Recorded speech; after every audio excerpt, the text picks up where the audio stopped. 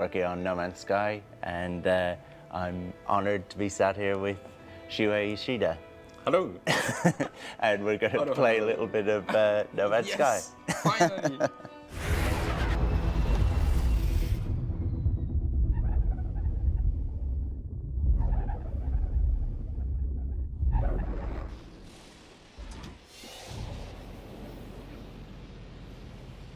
The game is very, what I would call like next gen as a concept. You know, like I think a lot of people like me grew up as kids wanting games like this, where you could just go anywhere. Right. It sounds almost like a kid's version of what a game design would be. You know, you'd be able to go anywhere and do anything.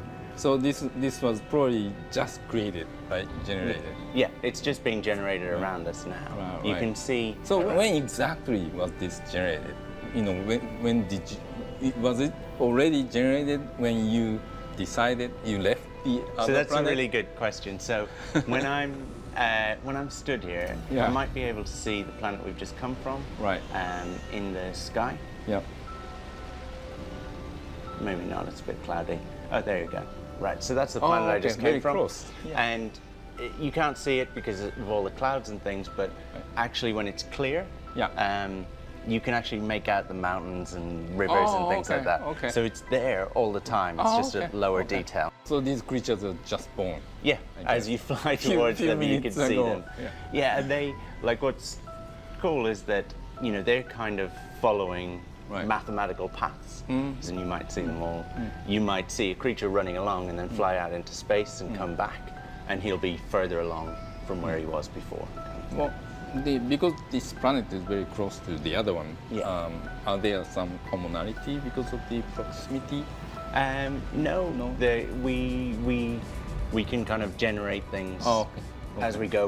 Like as you're flying down towards it, it's actually creating those creatures. Right. Now, if you fly away and come back, they'll be the same creatures every time. Once it's set. So this is the sun that we're currently at. Yeah. And these lines represent the other solar systems that we can go and visit. Okay. So with my current hyperdrive, so that's a big thing that all players, whether you're a trader or a fighter or an explorer, you would all want to upgrade your hyperdrive so that you can go further and further and kind of get towards the center of the universe faster, basically. So each player starts from different points? Placed in the outside edge. So everyone will start on a different planet. Yeah. And they'll all start on their own little journey towards the center. So like if I pull back a bit. This is 3D, actually. But as you have to imagine that every one of those stars has its own solar system, its own little battles, its own types of factions, and its own planets full of life and things like that.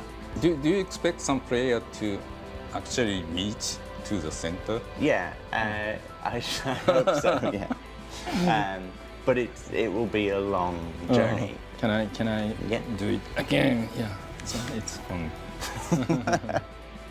What are these guys flying over? So these are kind of sentinels. They're watching over the planet. So if they see you killing some creatures, then they'll get mad at you. And they're just kind of keeping almost like the prime directive. Looking at me. Ooh.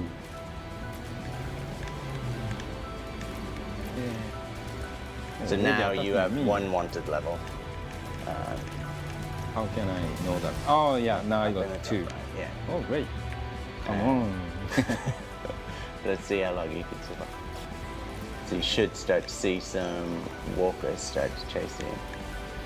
There you go. If you look to the left, over that hill, there's one coming for you. So they're much bigger enemies begin to spawn as you. There you go. Oh, nice. My weapon's too weak. Now that you've, I guess, played a little bit. Well, I discovered something about this game. You know, this game has been amazing to watch, but now I know it's really fun to play. I don't want to stop playing. Wow. Thank you for letting me No, play. it's been really nice to see you play it, actually. It's quite fun.